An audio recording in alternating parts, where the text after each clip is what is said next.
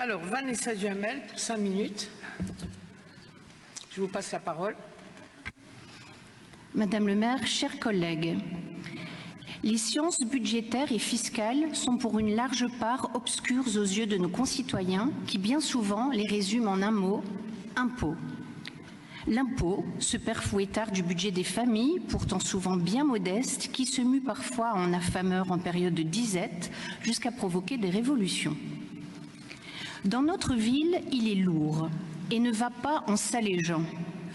D'abord parce qu'il part de très haut, ensuite parce que l'impôt foncier suivant désormais l'inflation pour assurer les communes alarmées par la disparition progressive de la taxe d'habitation, la ponction se fait chaque année plus sévère quand bien même le taux demeure inchangé et qu'il ne semble pas entrer dans vos projets de le diminuer.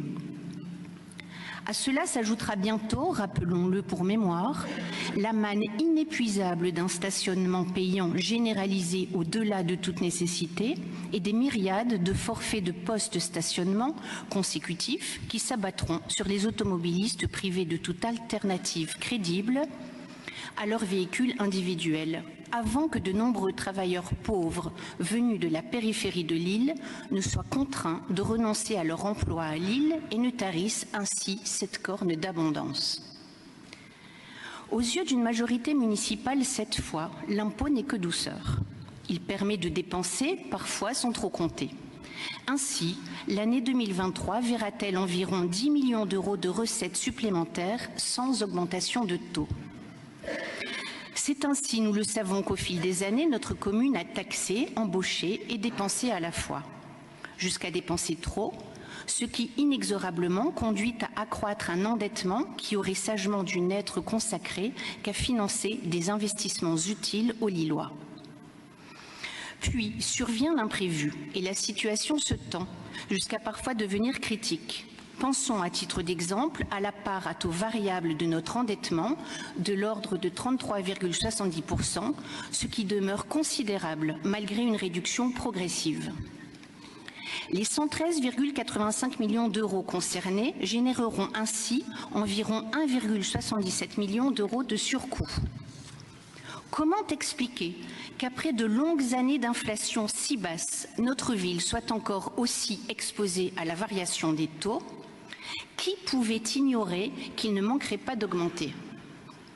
Globalement, ce sont 3,10 millions de charges financières supplémentaires annoncées pour l'année 2023.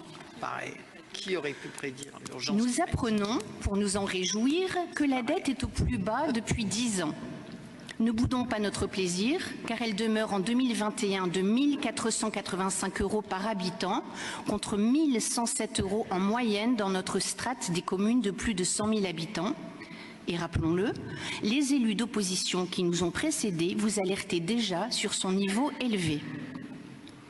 Signalons cependant que le remboursement de l'annuité de la dette devant s'élever à 29 millions d'euros pour une épargne brute de 30 millions, l'équilibre sera précaire. Toute baisse de recettes ou augmentation des charges exigeant une suspension d'investissement ou un recours supplémentaire à la dette. De la même manière, le surcoût des investissements décalés sera considérable. Bien entendu, nous nous réjouissons que la commune réinvestisse après la pause Covid et s'engage résolument dans la transition écologique. Mais elle réinvestit au moyen de l'endettement au moment même où les taux ont entre-temps bondi. Nous prenons également acte du frein, enfin mis, à la hausse des effectifs, passé de 4 275 postes en 2020 à 4 397 postes en 2022. Et rappelons qu'en 2021, la charge du personnel par habitant s'élevait à 863 € pour une moyenne de 699 € dans les communes de la même strate. Cet écart de 164 € représente un surcoût annuel de 38,60 millions d'euros. Une déception aussi en matière associative.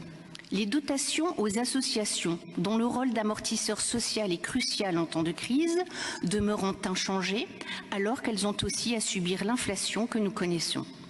Dans le même temps, 2 750 000 € sont affectés à l'île 3000, totem et tabou de votre politique culturelle. Que conclure en définitive ? que votre majorité paraît avoir pris conscience, certes tardivement, et confrontée à des temps arides, de la nécessité de ménager les équilibres les plus cruciaux, mais sans mettre en œuvre ce qui devrait être une planification digne des ambitions de notre capitale régionale. Qu'elle a aussi pris la mesure de la crise énergétique et partagé l'effort contraint de nos concitoyens dans une solidarité bienvenue. À cet égard, nous pouvons vous créditer de la réussite du plan de sobriété. Le verre est ainsi à moitié plein, mais d'une boisson amère. Parce qu'il est cette année à demi-plein, nous ne voterons pas contre. Parce que le contenu demeure amer, nous nous abstiendrons. Je vous remercie.